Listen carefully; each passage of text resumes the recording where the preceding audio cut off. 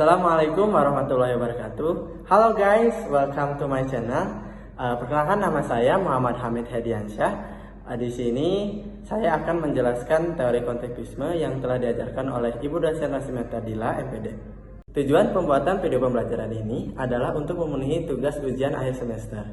Maka dari itu jangan lupa untuk like, comment, and subscribe. Teori konstruktivisme mengatakan bahwa belajar merupakan usaha pemberian makna oleh peserta didik kepada pengalamannya melalui asimilasi dan akomodasi yang menuju pada pembentukan struktur kognitifnya, memungkinkan kepada arah tujuan tersebut. Ahli yang menggunakan teori kontekstualisme pertama kali yaitu Jean Piaget. Dalam teori belajar kontekstualisme, Piaget menekankan bahwa kecerdasan berasal dari proses mengorganisasikan atau organizing dan mengadaptasi atau adaptation. Organization diartikan sebagai kecenderungan setiap anak untuk mengintegrasikan proses menjadi sebuah sistem yang saling berhubungan. Maka dari itu, untuk membuktikan teori tersebut, saya menganalisis permasalahan yang ada pada jurnal dengan judul Analisis Miskonsepsi Siswa Ditinjau dari Teori Konstruktivisme pada materi segi 4 yang dibuat oleh Hanifah Nurus dan kawan-kawan. Setelah kita lihat dari judul penelitian tersebut, yaitu terdapat permasalahan miskonsepsi. Nah, pengertian miskonsepsi adalah kekacauan dalam menggunakan dan menghubungkan konsep-konsep dalam menyelesaikan permasalahan yang sesuai. Hal ini karena adanya konsep awal yang salah dipahami siswa dan siswi secara logis, telah membangun kesalahpahaman mereka dari pengalaman mereka sehingga terjadinya kesalahan-kesalahan secara terus-menerus. Setelah mengetahui permasalahan yang terdapat pada jurnal tersebut, ternyata peneliti membagi menjadi 6 faktor penyebab miskonsepsi yang dialami siswa menurut prinsip-prinsip teori konstruktivisme.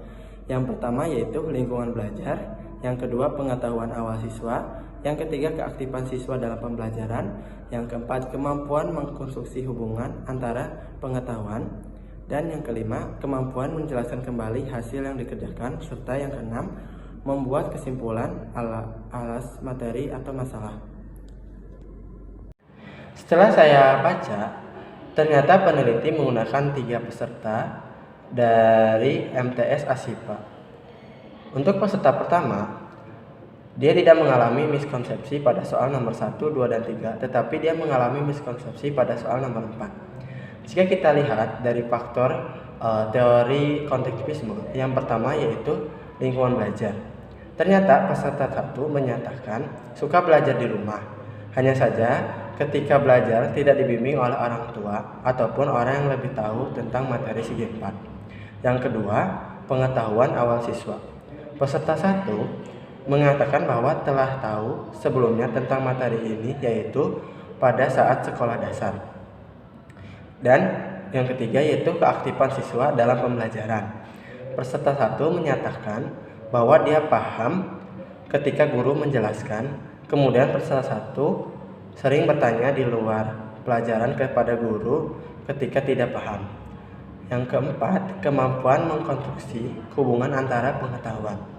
Peserta 1 mengatakan bahwa dia kurang paham pada soal nomor 4 tersebut. Hal ini mengakibatkan peserta 1 tidak mampu menyatakan konsep ke dalam bentuk matematika, sehingga hal inilah yang menyebabkan peserta 1 mengalami miskonsepsi. Yang kelima, kemampuan menjelaskan kembali hasil yang dikerjakan.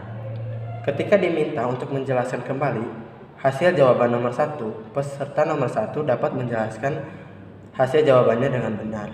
Dan yang terakhir yaitu membuat kesimpulan atas materi atau masalah. Pada prinsip ini, peserta 1 sudah mampu menyimpulkan yang berkaitan dengan segi 4. Selanjutnya yaitu ada peserta yang kedua. Nah, peserta yang kedua dia mengalami miskonsepsi pada soal nomor 3 dan 4. Setelah kita analisis menggunakan faktor-faktor teori konstruktivisme, yang pertama itu adalah lingkungan belajar. Peserta 2 mengatakan bahwa dia sering belajar di rumah, tidak dibimbing atau belajar dengan sendiri. Yang kedua yaitu pengetahuan awal siswa. Peserta 2 mengatakan bahwa pernah belajar tentang materi segi 4 pada saat sekolah dasar dan pada materi bangun datar. Yang ketiga, keaktifan siswa dalam pembelajaran. Peserta 2 mengatakan bahwa sering bertanya kepada guru ketika belum paham.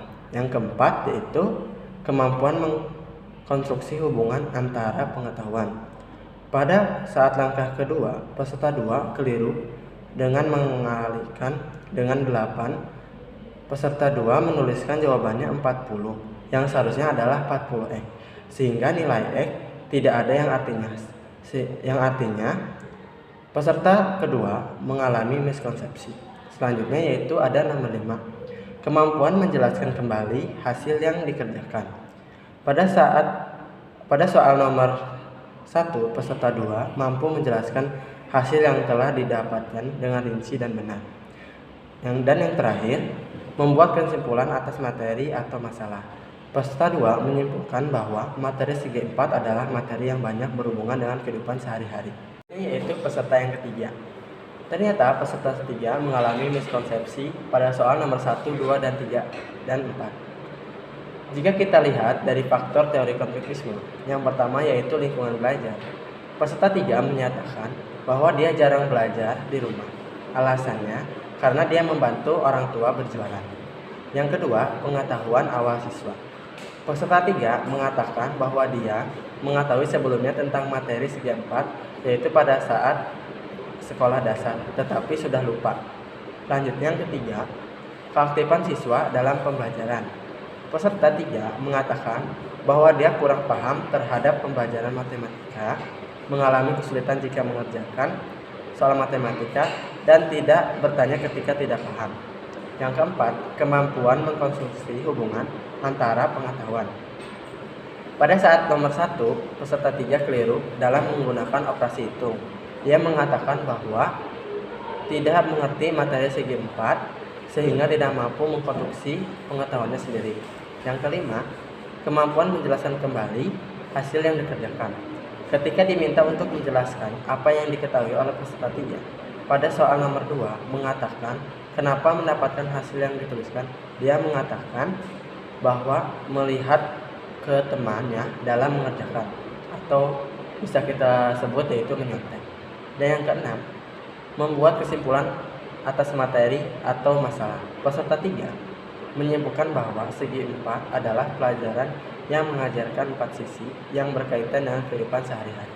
Setelah menganalisis ketiga peserta tersebut, dapat disimpulkan bahwa dari lingkungan belajar, tidak belajar di rumah, kurangnya motivasi dari orang tua untuk belajar, situasi kelas yang jelek, tidak kondusif, atau mengobrol, tidak memperhatikan guru. Yang kedua, dari faktor pengetahuan awal siswa, pengetahuan konsep dasar siswa yang rendah.